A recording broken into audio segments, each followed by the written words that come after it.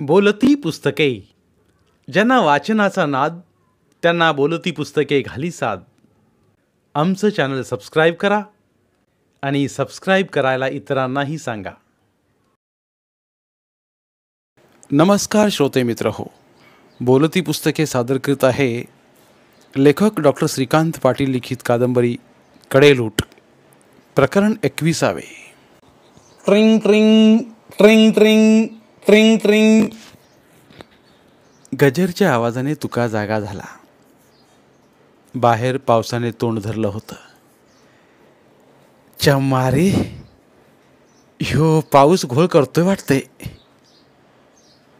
पावसाकडे बघून तो फुटफुटला. असू दे, उघडल. ह्यो काय जिरवणीचा आहे काय? त्यानं स्वतःची समजूत घातली.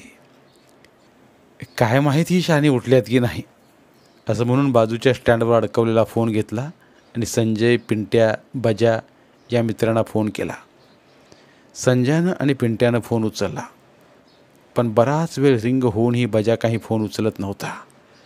तेव्हा तुकानं परत संजयला फोन करून बजा उठलाय का नाही ते बघायला सांगितलं. बरोबर 5 वाजता सर्वजण तुकाच्या घरी गोळा झाले. बजाला पाहतच तुका म्हणाला, काय महाराज, फोन कुठं आहे? कवा धरणं फोन करतोय, फोन का उचलत नव्हतास? नाही रे तुका, मी 4ला उठून आंघोळीला गेलतो, त्यामुळं रिंग ऐकू येऊनही मला फोन घेता आला नाही. तोपर्यंत ह्यो संजूच आमच्या घरला आला. मला उठलेलं बघितलं आणि आल्या पावली परत गेला. बरं अजय, आम्हाला टोल नाक्यावर कोण सोडणार? मीच येतो, चला द्या बॅगा माझ्याकडे आणि बसा गाडीत. तसं सर्वांनीच बॅगा गाडीत मागच्या हौदात ठेवल्या. अजयने वडिलांची बॅग हौदात ठेवली. तुका आणि संजू पुढील सीटवर बसले, तर पिंट्या आणि बजा मागील हौदात गेले. तसं अजयनं गाडी सुरू करून अवघ्या 10 मिनिटात टोल नाका गाठला. तुकानं अगोदरच संतरामला सांगून 5:30ची गाडी टोल नाक्यावर थांबण्याविषयी ड्रायव्हरशी संपर्क साधला होता. गाडी येण्यास अजून 5-10 मिनिटांचा अवधी होता. संजू, आता इकडं तिकडं कुठं जाऊ नका, हे काय एस टी स्टँड नाही. गाडी 5-10 मिनटं थांबायला.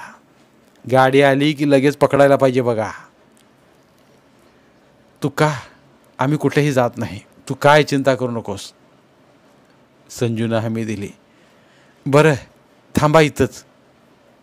दोघांच्यात असं संभाषण चालू असताना नाक्याच्या रांगेत गाडी आल्याचं तुकानं बघितलं. तसा तो ओरडला, अरे गाडी आली या, पुढच्या बाजूला थांबूया. टोल पास झाला की मी ड्रायव्हरला हात करतो. तशी सर्वजण आपापल्या बॅगा घेऊन टोलच्या पुढे जवळच रस्त्याला लागून उभी राहिली. गाडीनं टोल पास केला. तोच तुकानं हात केला. ड्रायव्हरला अगोदरच माहिती असल्यानं त्यानं गाडी बाजूला घेतली. मंडळी गाडीत बसलीत. गाडीत बऱ्याच जागा रिकाम्या होत्या. तुकानं कंडक्टरच्या मागील जागेवर आपली बॅग ठेवली. संजू, तू ये माझ्याजवळ, आणि हे बघ पिंट्या, तू आणि बजा इथं बाजूच्या सीटवर बसा, ही पण जागा रिकामी आहे. चौघांनी जागा पकडल्या. तोपर्यंत गाडी मार्गस्थ झाली होती. अजून अंधार होता. गाव ओलांडला, नदीचा पूल ओलांडला. बघता बघतोसवर गाडी एकामागून एक गाव मागे टाकत अंधारात अंतर कापू लागली. दिव्यांच्या टिमटिमण्याच्या अस्तित्वामुळे गाव असल्याचा भास होत होता. रस्ता रुंदीकरणाची कामं सुरू असल्यानं रस्त्याच्या बाजूला बुलडोजर, पोकलँड मशीन उभी होती. हळूहळू फटफटायला लागलं. तसं आजूबाजूचा निसर्ग, शेतशिवार, वाड्या वस्त्या, रस्त्याच्या कडेला असलेली घरं, रानातील रस्त्यावर बांधलेली जनावरं, हळूहळू सगळं दिसू लागलं. या साऱ्यांना मागं टाकत गाडीनं वेग पकडला. कासेगाव वाठार मागे टाकल्यानंतर खिडकीकडेला बसल्या तुकाला अवतीभोवतीच्या निसर्गाचे, डोंगराच्या लुटीचे विदारक दर्शन झाले. माणसाने अतिशय क्रूरपणे आणि निष्ठुरपणे डोंगर उद्ध्वस्त केले होते. डोंगराचा दर्शनी भाग तर पोखरलाच होता, पण डोंगराच्या दोन्ही बाजूने आतमध्ये बऱ्याच लांबपर्यंत लूट केल्याचे सहजपणे दिसून येत होते. जवळ बसल्या संजूला तुका म्हणाला, संजू, बघितलंस का कसं डोंगराचा हाल केलं या माणसाने? खडे डोंगर पोखरून त्यातील मुरूम माती दगडांची अक्षरशः लूट केलेली दिसते. काय करायचं? आपण काय करणार? यावर शासनाचा अंकुश पाहिजे. अरे पण करणार एक आणि भोगणार दुसराच आहे. पाऊस सुरू झाला की आधारहीन डोंगर वाड्या वस्त्यावर कोसळतात आणि त्यांना गिळून टाकतात. तेव्हा हे लोक नसतात तिथं. जीव दुसऱ्यांचा जातो. संजू, आता नुसता बघत राहा. तुला पुण्यापर्यंत असे तुटलेले पोखरलेले लुटलेले किती डोंगर दिसतात ते. तुकानं सांगितलं. तुका, ही लूट काय फक्त या मार्गावरच नाही, राज्यात तू कुठेही जा तुला हेच चित्र दिसेल. आजपर्यंत माणसाने जंगलाची लूट केली, आता कडे लूट सुरू आहे. दोघांचं बोलणं पिंट्या आणि बजा शांतपणे ऐकत होते. तुकाच्या आणि संजूच्या बोलण्यात तथ्य होतं. गाडी उंबरज सातारा लिंब अशी पुढं पुढं जात असताना आपल्या लुटीची करुण कहाणी डोंगरकडे सांगत आहेत असा जणू भास होत होता. पुढे वर लोकांनी डोंगरातच घरे बांधून वस्त्या थाटल्या होत्या. लोकांना ना भीती ना चिंता. डोंगरात जागा करून ते बिनधास्तपणे वहिवाट करून राहत होते. पुढे पुढे तर डोंगर मागे सारून सदनिकांची निर्मिती सुरू होती. तर रस्त्यालगतचे धाबे हॉटेल्स डोंगरांना घासूनच व्यवसायासाठी सिद्ध झाले होते. बरोबर 10:30 वाजता गाडी पुण्यात आली. तसा तुकानं संभाजीला फोन केला. संभाजी, आम्ही आत्ता स्टँडवर उतरलोय. कुठं जायचं तेवढं या रिक्षावाल्या मामाला सांग, म्हणजे मग आम्ही पोचतो तिथं. तू यायची आवश्यकता नाही. अहो, तुम्ही स्टँडला कशाला गेला? मी तुम्हाला कात्रजला उतरायला सांगितलं होतं. म्हणजे आम्ही पुढे आलो काय? नाहीतर काय, गाडी कात्रजवरनंच पुण्यात जाते या स्टँडला. अरे रे, आता काय करायचं? आता काय करू नका, फोन रिक्षावाल्याला द्या, मी बोलतो, संभाजीनं सांगितलं. तसा तुकानं फोन रिक्षावाल्याला दिला. हा बोला, कुठं जायचं आहे? रिक्षा ड्रायव्हरनं विचारलं. हे बघा, कात्रजचा चौक ओलांडून पुढं पेट्रोल पंप आहे बघा, तिथं कमान आहे, तिथं या. मी कमानीजवळ थांबतोय. बरं बरं, ठीक आहे. फोन द्या आमच्या पाहुण्यासनी. तसा रिक्षावाल्यानं फोन परत तुकारामाला दिला. हा दादा, मी रिक्षावाल्याला पत्ता सांगितला आहे. तेव्हा मी पेट्रोल पंपाजवळच्या कमानीजवळ थांबतोय. तो पोचवल तुम्हाला. या या तुम्ही. चौघांना व त्यांच्याजवळ साहित्य बघून रिक्षावाल्याने चौघांना रिक्षात घेता येणार नाही म्हणून सांगितलं. तेव्हा तुकानं त्याला आणखी एक रिक्षा बघायला सांगितली. त्याने ताबडतोब स्टॉपवरून आपल्या दुसऱ्या साथीदाराला बोलावून घेतलं आणि 2 रिक्षात बसून ही मंडळी कात्रजच्या दिशेनं रवाना झाली. 1-2 सिग्नल ओलांडून कात्रज चौक त्यांनी मागं टाकला. मामा, अजून किती लांब आहे? तुकानं रिक्षावाल्याला विचारलं. झालं, आता यानंतर समोर एक पेट्रोल पंप आहे, तिथं एक कमान आहे, तिथं तुमचे नातेवाईक थांबले आहेत. बरं, एक काम करूया, बाजूला बेकरी आहे, तिथं जरा गाडी थांबवा, काहीतरी खायला घेतो. पाहुण्याकडे रिकामी हातानं कसं जायचं? तसं रिक्षावाल्यानं बेकरी बघून गाडी बाजूला घेतली. मग तुकानंही खाली उतरून बेकरीतून टोस्ट, बिस्किटाचं पुडं असं जवळपास 100-200 रुपयाचं बेकरीचं पदार्थ घेतलं आणि परत ते रिक्षात बसून कमानीजवळ आले. समोर संभाजी वाटच बघत उभा होता. काय दादा, उशीर लागला यायला? उशीर कुठला, अरे केवढी गर्दी, त्यामुळं थोडा उशीर झाला. फार नाही. मालक, माझं भाडं द्या, मी जातो, रिक्षावाला बोलला. पाठोपाठ दुसरी रिक्षाही बजा आणि पिंट्याला घेऊन आली. तुकानं दोन्ही रिक्षांचं भाडं दिलं. बरं, चला माझ्या मागं. इथं 50 पावलावरच आमचं घर आहे. दादा, द्या बॅग माझ्याकडे. नको रे, घेतो माझं मी, मला काय धाड भरली या. तुम्ही काय ऐकणार नाही सा. चला चला माझ्या मागोमाग. असं संभाजीनं सांगताच त्याच्या पाठोपाठ संजू, बजा, पिंट्या आणि तुका चालू लागले. अवघ्या 5 मिनिटात या साऱ्यांचा लवाजमा संभाजी राहत असल्या अपार्टमेंटमध्ये आला. अपार्टमेंटमध्ये येताच लिफ्टने सर्वजण 4थ्या मजल्यावर संभाजीच्या फ्लॅटमध्ये आले. बॅगा एका कोपऱ्यात ठेवल्या. सुलभा, पाहुण्यांना पाणी दे, संभाजीने बायकोला सांगितलं. संभाजी, अगोदर आम्ही हातपाय धुवून घेतो, प्रवासानं अंग आळसावलंय. मग सुलभा असं कर, गॅस गिजर सुरू कर आणि पाहुण्यांना गरमागरम पाणी दे. तसं सुलभानं गिजर सुरू करून पाणी काढून दिलं. मग प्रत्येकानं गरम पाण्यानं आपला हातपाय काढून घेतलं. बरं दादा, 11 वाजायला आल्यात, जेवायची वेळ झाली आहे, तेव्हा लागली जेवण घेऊया, आज मला सुट्टीच असती.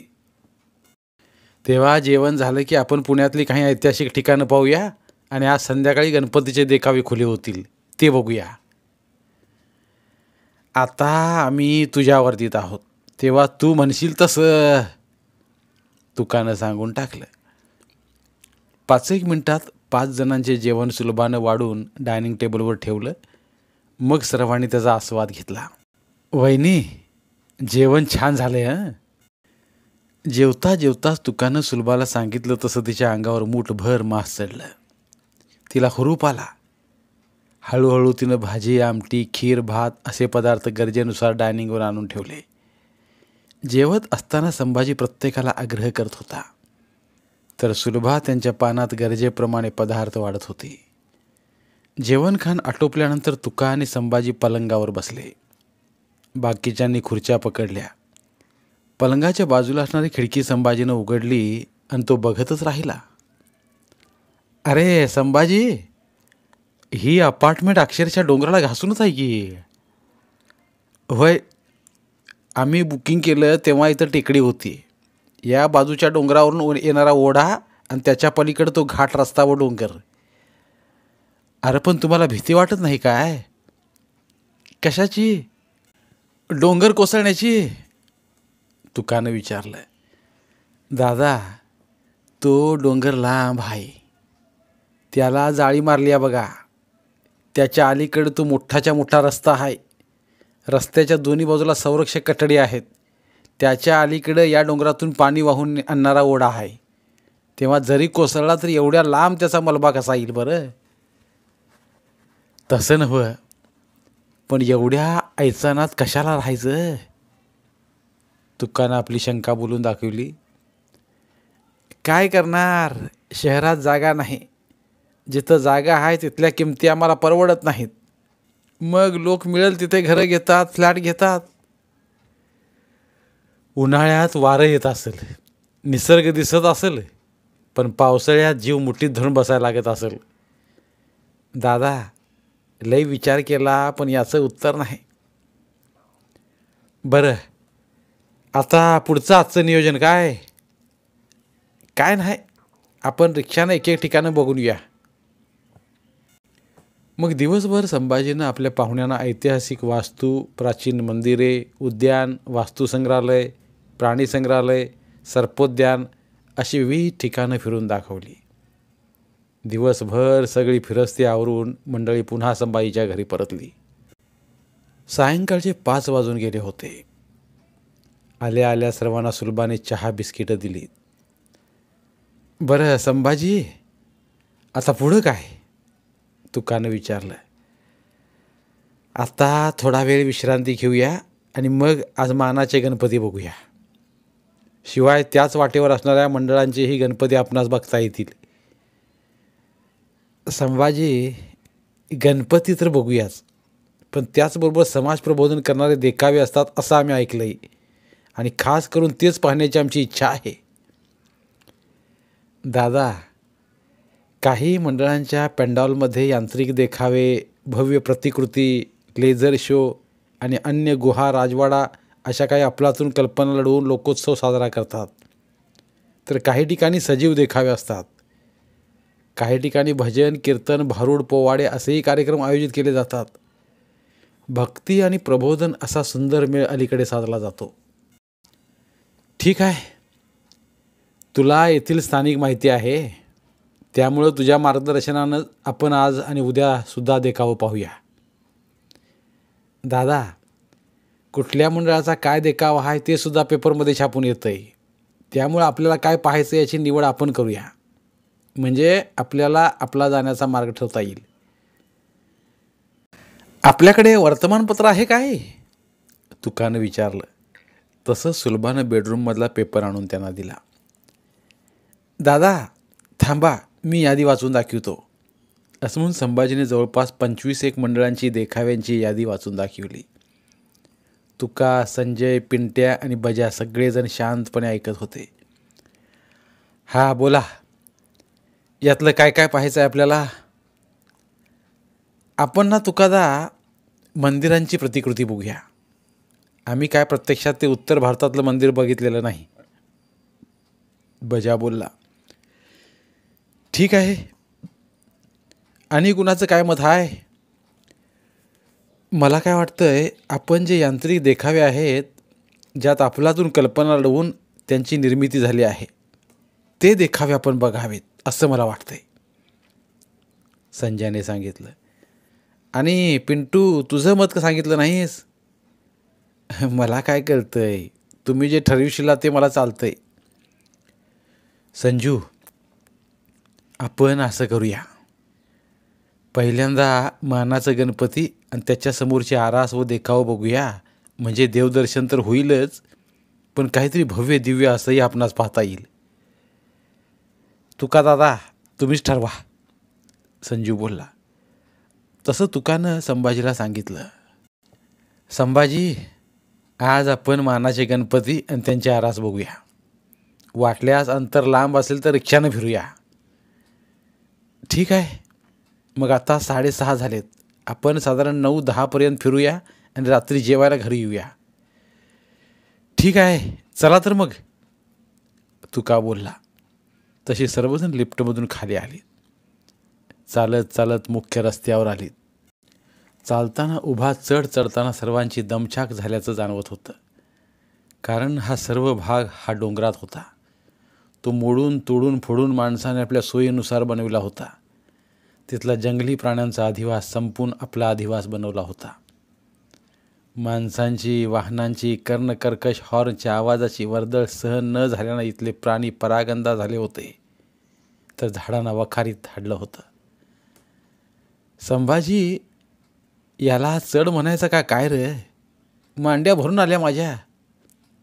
दादा, ह्यो चढच आहे, मग मांड्या भरून येणार नाही तर काय होईल? पण वाटत नाही बरं पूर्वी ही टेकडी असेल असं, संजयनं शंका उपस्थित केली. कसं वाटेल? माणसानं इथल्या निसर्गाचं पार रूपडच बदलून टाकलंय, त्याला कोण काय करणार? अरे पण इतकं विद्रूप करायचं काय? तुका बोलला. दादा, इथली मंडळी याला प्रगती विकास म्हणतात, नाहीतर या डोंगरावर कोण आला असता? संभाजी, पूर्वी लोक दुरून डोंगर साजरे म्हणायचे, मग आता यात काय बदल करायचा? मला कळलं नाही दादा. अरे विकास झाला म्हणताय, मग जवळून डोंगर साजरे असं म्हणायचं काय? तुकानं खोचकपणे विचारलं. डोंगर हे डोंगरच आहेत, ते दुरून काय जवळून काय तो निसर्गाचा एक भाग आहे. पण माणसाने गरजेसाठी आणि सोयीसाठी त्याची अशी चिरपाड केली आहे, त्याच्या अस्तित्वाची लूट केली आहे. कसं तरी मंडळी रिक्षा स्टॉपवर आल्यावर संभाजीनं नेहमीच्या परिचयातील रिक्षा बोलावून घेतली आणि त्यांना प्रवासाचा मार्ग सांगून भाडं अगोदरच ठरवलं. शहरात रस्त्यानं जाताना रिक्षावाल्याला कसरत करावी लागत होती. रस्त्यावर प्रचंड गर्दी होती. काही मंडळांच्या देखाव्याच्या उद्घाटनाची घाई सुरू होती. रस्ते मंडपाबाहेर विद्युत रोषणाईने उजळून निघाले होते, तर काही ठिकाणी दर्शन रांगा लागल्या होत्या. संभाजीच्या मार्गदर्शनाखाली एक एक करत हा मित्रमेळा गणपतीची मूर्ती, आरास, रोशनी देखावा आणि मंगलगीत यांचा आनंद घेत होता. तुकाला यांत्रिक देखावा प्रतिकृतीपेक्षा प्रबोधन करणाऱ्या, नाटुकली सादर करणारे देखावे पाहण्यात रस होता. तसे त्यांनी संभाजीला बोलूनही दाखवले होते. परंतु पिंट्या, बजा, संजय यांची आवड ही जपणे गरजेचे होते. त्यामुळं रस्त्यात येईल त्या ठिकाणची आरास प्रतिकृती सजीव देखावा पाहत ही मंडळी चालली. एका मंडळाच्या समोर आल्यानंतर दुकाची पावलं थबकली. भव्य अशी डोंगराची प्रतिकृती तिथे उभी केली होती. त्याच्या सभोवार धुके सदृश्य वातावरण लाईट इफेक्ट देऊन बनवलं होतं. मागे तितक्या उंचीची स्क्रीन लावली होती. त्यातून धबधब्याचा अनुभव येत होता. प्राणी, पक्षी, झाडे, वेली, फुले यांचा सुंदर असा मेळ त्यात जमवून आणला होता. प्रकाश योजनेचा चपखल वापर करून डोंगरकड्यांचं मनोगत श्रोत्यांच्या मनात उतरवलं जात होतं. मागील स्क्रीनवर बुलडोजर पोकलँड मशीनच्या सहाय्याने डोंगरकडे तोडले जात होते. वनराई उद्ध्वस्त केली जात आहे. मुरुम, खडी, माती आणि दगडांची वाहतूक सुरू आहे. हळूहळू डोंगर मागे सरकत आहेत. त्याचा एक एक कडा तोडून लुटला जात आहे. त्या जागेवर फार्म हाऊस, धाबे, हॉटेल्स, सदनिका व इतर इमारतींची उभारणी होत आहे. बघता बघता डोंगर टेकड्या संपून गावांची निर्मिती होत आहे. शिल्लक राहिल्या डोंगरकड्यावर ही माणसांची नजर आहे. सिमेंटचे जंगल उभारून प्राण्यांच्या जंगलाच्या उद्ध्वस्तीकरणाचे विदारक दृश्य तो देखावा टाहो फोडून सांगत होता. मला वाचवा, मला डोंगर म्हणून राहू द्या, माझ्या कड्यांचा इतिहास पहा, कड्यांची दहशत गैर वागणाऱ्यांच्या मनात कायम ठेवूया. पण ऐकतं कोण आहे? राजरोसपणे लुटीचं षडयंत्र सुरूच राहतं. शेवटी जरा जर्जर झालेला डोंगर कोसळतो. त्याच्याखाली असणारे खाणीत काम करणारे कामगार, मशीन ऑपरेटर सापडतात आणि कडे लूट करणाऱ्यावर कडा स्वतःला लुटून त्यांचा अंत करतो. असे ते दृश्य माणसांच्या डोळ्यात अंजन घालणारे होते. इतिहासात गैर वागणाऱ्यांचा कडेलोट केला जात होता. पण कडेलोट झाल्याने आता कड्यानेच त्यांच्याकडे धाव घेऊन त्यांचा विनाश केला. असाच बोध जणू हा देखावा देत होता. 2-3 वेळा तुकासह सर्वांनीच हा देखावा पाहिला. संजू, तुला आठवतं का रे, बालपणी आपण माती चोरली म्हणून तायापाला पकडून दिलता? होय तर, आपण सर्वांनीच आंबी सरांच्या कानावर विषय घालून प्रकरण उकरून काढलं होतं, संजूनं सांगितलं. बघ, आज 25 वर्षानंतर यांत्रिकीकरणामुळे अजस्र मशिनीच्या रूपात असे किती तायापाया डोंगराचे लचके तोडत आहेत. त्यांना कुणाची भीती नाही की कुणाचा धाक नाही. म्हणून तर आज अशी ही वाईट अवस्था झाली आहे, संभाजीनं सांगितलं. बरं संभाजी, 10 वाजायला आलेत, आपण परतूया. ठीक आहे, वेळ पण बराच झाला आहे, आपण जाऊया माघारी. उद्या परत आपण उरले महत्त्वाचे देखाव पाहू.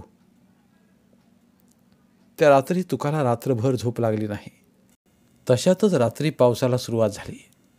डोंगराला घासून येणारे ढग घाटातून धुक्याची शाल पांघरूनच पुढे येत होते. त्यामुळे हाडं गोठवणारा गारठा जाणवायला लागला. तशातच डोंगरावरून येणाऱ्या पावसाचे पाणी बाजूच्या ओढ्यातून खळाळत वाहत होते. त्याच्या आवाजाने त्याच्या अस्वस्थतेत भर पडली. माळीण, इरशाळवाडी, शिळवडी, कासारवाडीच्या घटनांची मालिकाच त्याच्या डोळ्यांसमोरून सरकून गेली. मागील महिन्यात चेंबूर, विक्रोळी, भांडूप, घाटकोपर, कुर्ला भागातही दरडी कोसळून वित्तहानी झाली होती. ते सारं आठवून त्याची झोपच उडाली. अर्धी रात्र त्यानं जागून काढली. पहाटे पहाटे त्याला झोप लागली. 5-5:30ला संभाजी उठला. त्यानं बाकीच्या नाही उठवलं. तुकादा, अरे उठ की. गाढ झोपलेल्या तुकाला हाक मारली. तसा आळोके पिळोके देत तुका उठला. किती वाजले? 8. काय, इतका उशीर झालाय? मग मला अगोदरच का उठवलं नाहीस? तुकानं विचारला. अरे दादा, तुला किती हाका मारल्या पण हू का चू नाही? वय रे, रात्रीचा देखावा बघून माझी झोप गेली बघ. त्यात रात्रभर पाऊस सुरू होता. धुकं, ढग, ओढ्याचं पाणी, त्यामुळं माझ्या डोळ्याला डोळा लागला नाही. इरशाळवाडीच्या घटना आणि बाजूचा डोंगर बघून मला भ्या वाटायला लागलं. दादा, काय भ्यायचं कारण नाही. इथे किती मोठ्या जाळ्या आणि संरक्षण भिंती उभारल्यात. बरं असू दे, तुमचं आवरलंय, मी आंघोळ पाणी करून घेतो. म्हणून तो बाथरूममध्ये शिरला. आज सोमवार असल्याने संभाजीने रजा दिली होती. आज परत पाहुण्यांना पुण्यातील दगडूशेठ मंदिर, पर्वती आणि अन्य काही ठिकाण दाखवायची होती. पण बाहेर पावसाने एकसारखी संततधार ओतायला सुरुवात केली. आज यो काय आपल्याला बाहेर पडू देणार काही? तुकानं विचारलं. बघूया की, नाहीतर मग छत्री घेऊन जाऊया, संजू बोलला. छत्री घेऊन जाऊया, पण पावसात बाहेर पडणं धोक्याचं आहे. सगळ्या रस्त्यानं पाणी तुंबतं या, परत येणं मुश्किल होईल, संभाजीनं सांगितलं. 10-11 वाजता पावसानं उघडीप दिली. तशी हळूहळू रस्त्यावर माणसांची गर्दी जाणवू लागली. तसं पाहुण्यांना घेऊन संभाजी घराबाहेर पडला. पुण्यातील महत्त्वाचे आणि मोक्याचे ठिकाणं त्यानं दिवसभर फिरून दाखवली. मोठी मोठी उद्यानं, विद्यापीठ, परिसर, औद्योगिक परिसराची भ्रमंती करून पुन्हा 6 वाजता चहा घेतला आणि देखावे पाहण्यासाठी मंडळी सज्ज झाली. संभाजी, रात्री 10:30 वाजेपर्यंत आम्ही देखावे पाहतो आणि मग आम्ही निघतो.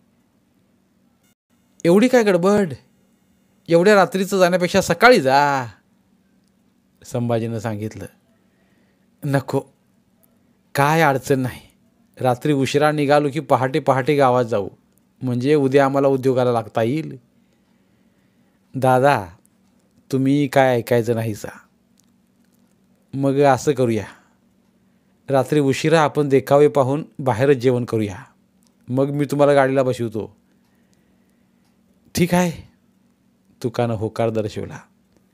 आज पुण्यातील मध्यवर्ती वस्तीतील देखावे पाहण्याची तुकाची उत्सुकता वाढली होती. त्यामुळं तुकासह हा सारा मित्रमेळा गल्ली गल्लीतून भान हरपून देखावे पाहत हिंडत होता. एकापेक्षा एक असे सरस देखावे त्यांना संमोहित करीत होते. काही मंडळांच्या व्यासपीठावर पथनाट्यासारखे प्रयोग सुरू होते, तर काही ठिकाणी जादूचे प्रयोग, छोटी छोटी प्रहसने सुरू होती. खऱ्या अर्थाने हा सांस्कृतिक बाज होता. प्रबोधनाचा हेतू होता आणि लोकांना एकत्र करण्याची ताकद होती. एका मंडपाच्या व्यासपीठावर तर चक्क प्रवचनाचा कार्यक्रम सुरू होता. भाविक मंडळी शांतपणे निरूपणाचे श्रवण करीत होती. प्रवचनकार विविध उदाहरणे, दाखले देत आपले विचार लोकांपर्यंत पोचवत होता. प्रवचन मंडपात काही खुर्च्या रिकाम्या असल्याने तुका, संजय, पिंट्या, बजा यांनी त्या खुर्च्या पकडल्या. त्यांच्याबरोबर संभाजीही प्रवचन ऐकण्यात रमून गेला. प्रवचनकार, वृक्षवल्ली आम्हा सोयरे वनचरे, पक्षीही सुस्वरे आळविती, या तुकोबाच्या वचनाला आधार घेऊन उदाहरणे, दाखले देऊन निरूपण करीत होता. झाडे आपले मित्र आहेत, ते आपले सोयरे आहेत, म्हणून आपण झाडे लावूया, झाडे वाचवूया. झाडाझुडपात राहणारे पशुपक्षी, जीवजंतू ही ईश्वराची निर्मिती आहे. या भूतलावर त्यांचाही अधिकार आहे. त्यांचा अधिवास संरक्षित करूया. तर टेकड्या, डोंगर हे आपले नियामक आहेत, त्यांचेही अस्तित्व जपूया, अबाधित ठेवूया. अशा विचारांची प्रकरण प्रवचनकाराकडून सुरू होती. तुकाला आपल्या उमेदीच्या काळातला गावातील पारायणातील प्रवचनाचा प्रसंग आठवला.